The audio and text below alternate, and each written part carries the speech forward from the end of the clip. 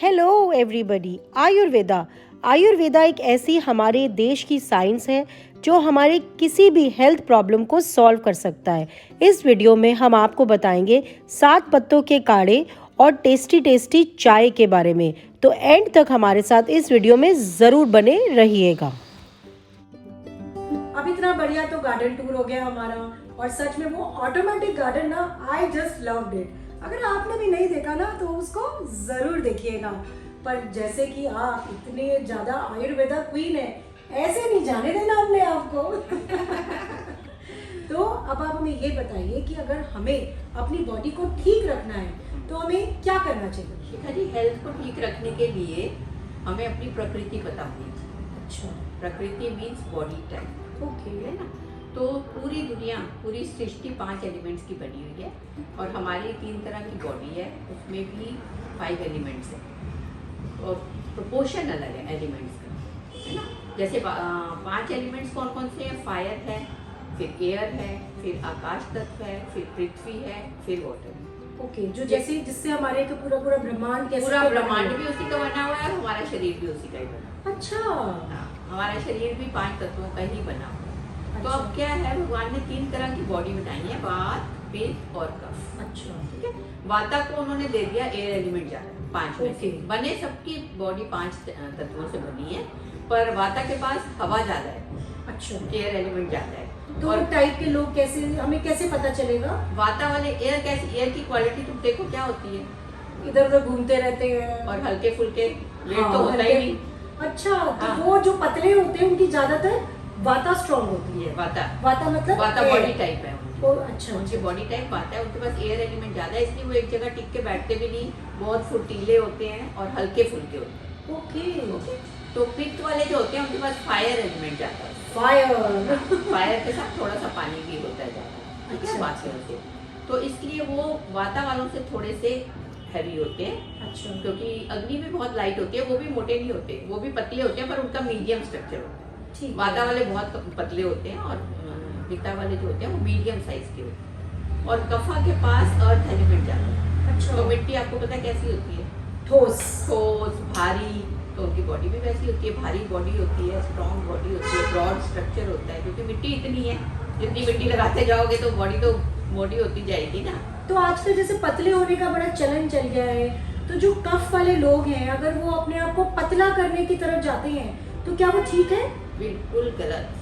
आयुर्वेदा के हिसाब से तो अपनी जो प्रकृति, जो गॉड ने तुम्हें बना के भेजा है, उसको कफा बना के भेजा और उसको तुम वाता बना लोगे तो सारी बीमारियां तुम्हें लग जाएंगी। यू अच्छा, विल मतलब- not be comfortable mentally as well as physically, okay, तो क्योंकि जो मेंटल क्वालिटीज भी डिफरेंट होती हैं। कफा की पीसफुल होती है, अब वो वाता बन गया तो ना वो वाता रहा, ना पिता, वो कफा रहा, ना पीसफुल रहा और ना ही वो चंचल रहा।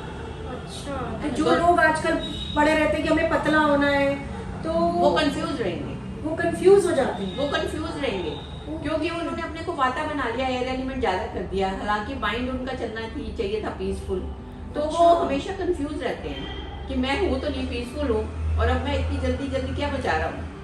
ओके, तो हर्ब्स हेल्प करते हैं हमें इन सब चीजों के लिए? बहुत बहुत, क्योंकि अच्छा। Life is all about balancing these 5 elements. Okay, balance maintaining is. Balance कैसे करें? अब जिसके पास एयर एलिमेंट ज्यादा है उसको एयर तो चाहिए नहीं, अब वो लीफी वेजिटेबल्स ज्यादा खा लेगा आजकल, क्योंकि नॉलेज तो है नहीं, सब कहते हैं कि डाइट में तुम लीफी वेजिटेबल सैलेड्स खाओ, ये खाओ। अगर वाता वाले ने खा लिया रॉ सैलेड और लीफी वेजिटेबल बहुत, तो हर लीफी वेजिटेबल में एयर एलिमेंट ज्यादा होता है। अच्छा, हाँ, तो उसकी तो एयर बढ़ गई, ओके। और वहीं से उसको चक्कर आने शुरू हो जाएंगे, दर्दें होनी शुरू हो जाएंगी, और पतला हो जाएगा, क्योंकि एयर एलिमेंट को उसने और बढ़ा लिया, जितना भगवान ने दिया था उससे कई गुना ज्यादा बढ़ा लिया रॉन्ग डाइट खा के। तो मतलब जरूरी नहीं है कि सारे लोग लीफी वेजिटेबल्स खाएं, लीफी वेजिटेबल कफा को खानी है, जो क्योंकि कफा उस- बॉडी जो मतलब जो वो भारी पृथ्वी है, का भारी है। भारी है, तो उसको अच्छा। हल्का करना है तो हवा वाली चीजें खानी पड़ेंगी ना। ओके, तो मतलब balance basically. Balance is the key to happy life and healthy life, that's the key to actually. तो अब हमको चीजें बड़ी फायदा तो पहुंचाती हैं, तो अब हमने क्या करना है, अगर लीफी वेजिटेबल खानी है, क्योंकि हेल्थ के लिए तो अच्छी है, कोलेस्ट्रॉल को भी कम करती हैं, अगर पतलों को भी कोलेस्ट्रॉल हो जाता है अगर घी भी ज़्यादा खा रहे हैं, तो हमने लीफी वेजिटेबल जब भी खानी है तो उस पर थोड़ा सा ऑयल जरूर डालना है। ओके, ताकि विद ऑयल लीफी वेजिटेबल्स। हाँ, जैसे ऑलिव ऑयल डाल दो, ड्रेसिंग जो बनाते हो वो ऑयल वाली बनानी है। अच्छा, तो फिर तुम बैलेंस कर लिया तुमने, क्योंकि उसमें एयर ज्यादा थी और ऑयल में जो है अर्थ एलिमेंट ज्यादा है। अच्छा, ऑयली चीजों में है ना, वो हैवी होता है, ऑयल तो हैवी होता है ना, उठा के देखो और उसको देखो तो हमने बैलेंस कर लिया लाइट और हैवी को, तो फिर वो हमें खराब नहीं करेगा। और क्वांटिटी वातावरण ने लीफी वेजिटेबल की कम रखनी है, क्योंकि उनको ज्यादा जरूरत नहीं है। कफा वाले ने ज्यादा सैलेड खाना है, वातावरण ने थोड़ा कम खाना है, and that also with the dressing. और पित्त वाले भी, उनके पास फायर एलिमेंट है ना, तो वो खा सकते हैं। पित्त और कफा वाले लीफी वेजिटेबल खा सकते हैं, क्योंकि उनको ठंडक चाहिए।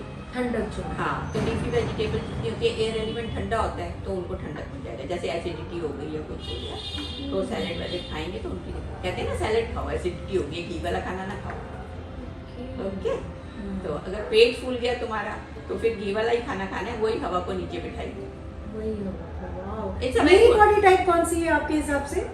आपकी तो सोचने की जरूरत नहीं, मेरे ख्याल सारे ही गैस कर लेंगे। अब आपको पता है कि अर्थ एलिमेंट हैवी होता है और हैवी बॉडी है आपकी है ना। और अर्थ वाले बड़े पीसफुल, बड़े जॉली नेचर्ड होते हैं। हाँ। पर अगर हमने इसको बिगाड़ दिया, जैसे अर्थ एलिमेंट तो सबसे अच्छा एलिमेंट है, इम्यूनिटी भी उनकी स्ट्रांग होती है, क्योंकि अच्छा। मिट्टी में इम्यूनिटी बहुत और होती मुझे मिट्टी से बहुत प्यार है। हाँ, तो उनकी इम्यूनिटी पर अगर हमने उसको एक्सेस में, कोई भी एक्सेस में चीज कर ली, तो वो फिर पॉजिटिव की जगह नेगेटिव हो जाती है। तो अगर कफा तुम्हारी बढ़ी हुई है ना, तो पीस की जगह आप क्या चले जाओ, डिप्रेशन में चले जाओ, नेगेटिव हो जाएंगे। तो हमने कफा को भी बैलेंस में रखना है। वो कैसे करूँ? तो आपने देखना है कि आपने अर्थ वाली एलिमेंट्स ज्यादा नहीं खानी, जैसे शक्कर, जितनी भी रूटी वेजिटेबल्स हैं, रूटी वेजिटेबल, जैसे आलू है, जैसे आप कह रहे थे कि आलू मेरे को अच्छा नहीं लगता, तो आलू रूटी वेजिटेबल है, उसके पास अर्थ एलिमेंट बहुत है, शकरकंदी है, तो ये चीजें आपने कम खानी है, ये वातावरण को खानी है। ओके, तो मतलब जैसे भगवान ने हाँ। सब्जियां भी बनाई है, तो वो भी वैसे उन्होंने अपने जैसे बैलेंस बना के डिवाइड करके बनाई है। हाँ। हमें काफी बारी नॉलेज नहीं होती तो कि हाँ। हमारी बॉडी टाइप क्या होती सब है। खा रहे हैं तो हम भी खा लें। शकरकंदी सब बोलते हैं बहुत अच्छी चीज है, क्योंकि उसमें रेजिस्टेंस स्टार्च है, गट के हेल्थ के लिए है अच्छी, तो कफा वाले खाएं, पर उसकी क्वांटिटी थोड़ी। क्वांटिटी कम। वाता वाले पूरी शकरकंदी खा लें, तो कफा वाले 1/4 ही खाएं। तो विराज जी, जैसे आपकी गार्डन में भी मैंने देखा बहुत सारे आपने हर्ब्स लगाए हुए थे, आई थिंक सारे ही हर्ब्स थे, तो उनको किस तरीके से हमें लेना चाहिए और उन्हें किस तरीके से हमें प्रिजर्व करना चाहिए? वेरी गुड क्वेश्चन शिखा जी। तो मैं शुरू से, मुझे हर्ब्स का बड़ा शौक था, इसकी मैंने पूरी डीप नॉलेज भी ली, और जब किचन गार्डनिंग ज्वाइन करी तो मैंने सबसे पहले हर्ब्स ही उगाए। अच्छा, क्योंकि easy to grow they are easy to grow and they are very very good for health. उनमें जो होता है हेल्थ के लिए जो चीजें होती हैं वो हर्ब्स पे कंसंट्रेटेड होती है।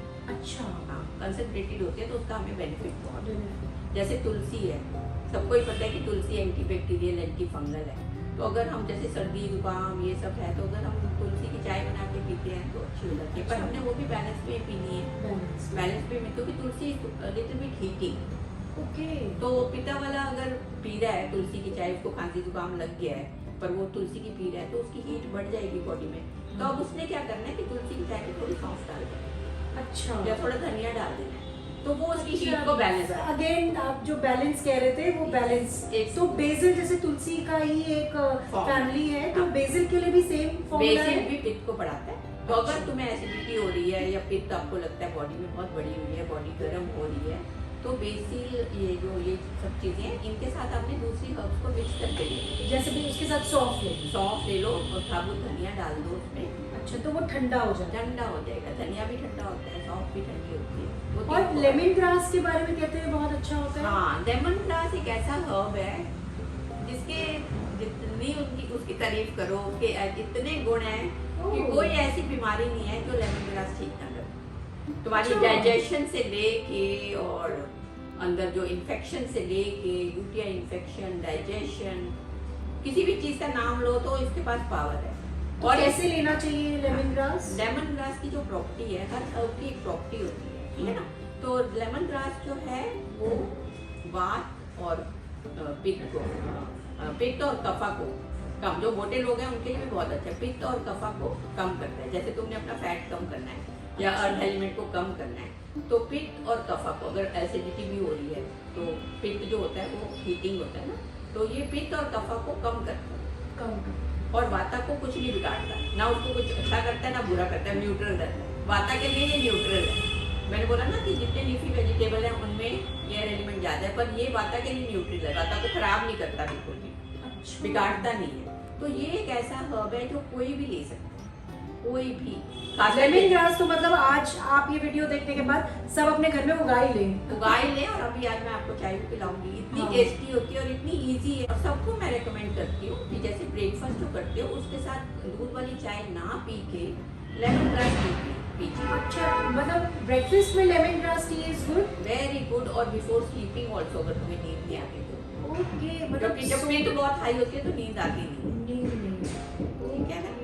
तो इसलिए सोने से पहले भी ये बहुत अच्छा फायदा करती है जिसको नींद नहीं आती, और जिसकी डाइजेशन वीक है तो वो हर मील के बाद 1/4 कप ले सकते हैं। क्वांटिटी भी हमने ये नहीं कि अगर अच्छी है तो हम गिलास भर भर के पीते जाएं।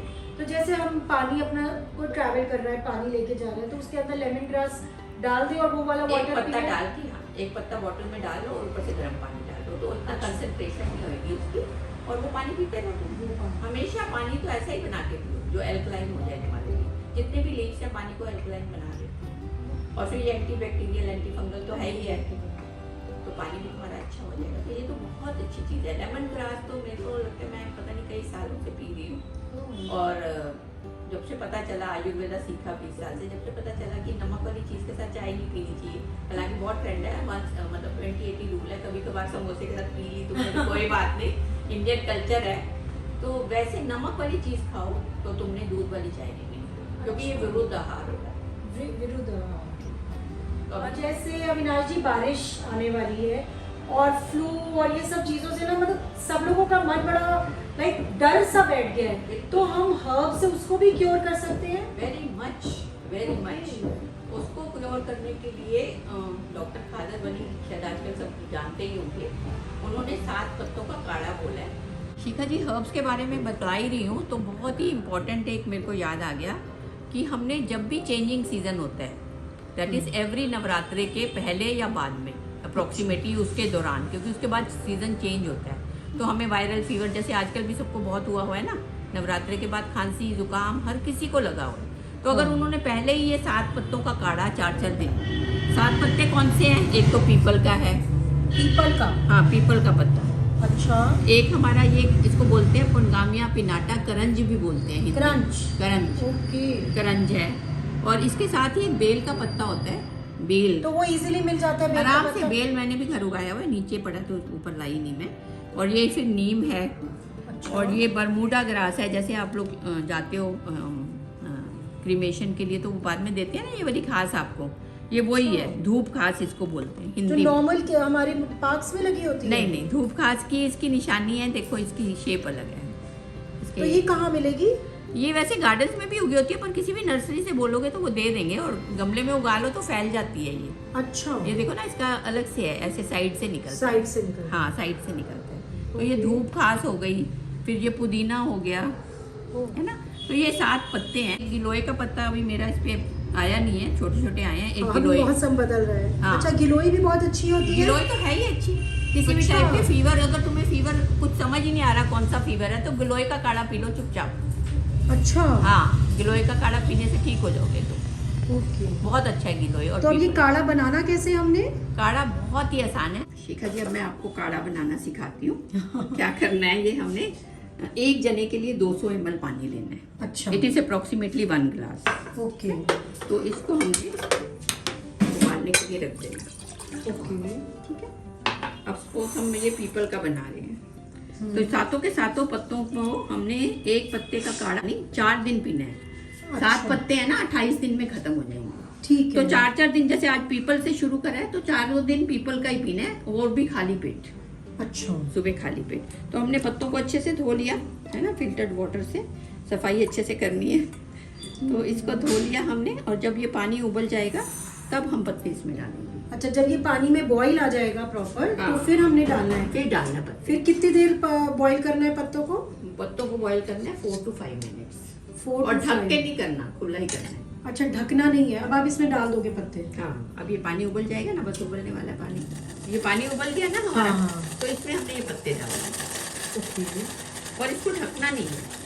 तो 3 से 4-5 मिनट इसको हमने उबालना है। अच्छा, एक बार थोड़ा सा हो जाएगा तो फिर हमने उसको पी लेना है। हाँ, थोड़ा क्या होगा, 5 मिनट में इतना थोड़ा नहीं होता, 3-4 मिनट में उबलने दो इसको। अब इसको 5 मिनट उबलते हुए हो गए। अब हमने गैस कर देनी है बंद और इसको कर देना है ढक देना। अंदर चला गया, कोई बात नहीं। ढक के इसको 3-4 मिनट रखना है और फिर छान के पी लेना। ल्यूक वार्म, ठंडा नहीं पीना, ल्यूक वार्म पीना है। बहुत गर्म भी नहीं पीना, बहुत ठंडा भी नहीं पीना, ल्यूक वार्म। तो इससे हमारे को फ्लू और जितना भी ये जितने वायरल फीवर चेंजिंग सीजन में आते हैं वो नहीं आएंगे आपके, और अदरवाइज तो फायदा है ही है, क्योंकि तुम्हारे गट बैक्टीरिया अच्छे हो रहे हैं। पीपल में बहुत सारे अच्छे गट बैक्टीरिया हैं, है ना। तो फिर उसके weight loss, everything, digestion problem, हर चीज ही ठीक हो जाएगी। बुखार तो नहीं आएगा, फिर और भी बहुत सारी चीजें ठीक हो जाएगी। क्या हुआ? ठीक है शिखा जी, ये देखो चाय, जो लेमन ग्रास की चाय बनानी कितनी आसान है। एक्चुअली हरी चाय हर्ब्स की बनानी आसान है, करना कुछ भी नहीं है तुम्हें। अच्छा। क्या करना है, जैसे हमने लेमन ग्रास तोड़ा, उसको कैंची से काट काट के अपना ऐसे कोई जो भी तुम्हारी केटल है उसमें डाल लो। ठीक है, हमने इसमें ये डाल दिया, एक तो लेमन ग्रास डाल दी, और एक मैंने थोड़े से गुलाब के पत्ते और मोरिंगा के पत्ते सुखा के रखे हुए हैं, तो वो भी थोड़े से डाल दिए इसमें। वो भी बहुत अच्छी खुशबू देते हैं, वो डाल दिए, क्योंकि ठंडा हो जाएगा ना इससे, तो और अच्छा हो जाएगा ये, तो स्मेल भी अच्छी हो जाएगी। और इसके ऊपर हमने बस उबलता हुआ पानी डालना है। पानी हमने उबाल लिया है और इसके ऊपर हमने ऐसे डाल देना है। तो आपका तो ये कुछ लगा हुआ है जिसके अंदर ये सब हाँ, छाननी लगी हुई है, ऐसी केटल मिल जाती है। तो अगर हमारे पास ऐसी ना हो तो? ना हो तो फिर तुम इसमें ही बर्तन में ही सारा कुछ डाल लो और बाद में छान लो, अच्छा। है ना। डालने के बाद ज़्यादा उबालना नहीं है, 1-2 मिनट उबाल के उसको ढक के रख दो, ज़्यादा नहीं उबालना। ठीक है, ठीक ठीक है ना। तो ये केटल तो मिल जाती है, वैसे छानियाँ भी मिल जाती हैं। बस इसको बंद करके थोड़ी देर रख लो, और हमने बहुत गर्म तो पीनी भी नहीं है, थोड़ा लीक लो हाँ पीनी है, तो 10-15 मिनट में तो ये तीनों टाइप के लोग पी सकते हैं ये वाली चाय लेमन ग्रास की, तीनों टाइप के लोग। अच्छा। क्योंकि ये पित्त और कफा को करती है कम और वाता को न्यूट्रल रखती है। ओके। हाँ, तो ये वाली चाय तो कोई सोचने की जरूरत ही नहीं है, एंड इसके मल्टी फोल्ड बेनिफिट है। शिखा जी की खुशबू देखे देखो, आनंदित हो जाएगा दिल।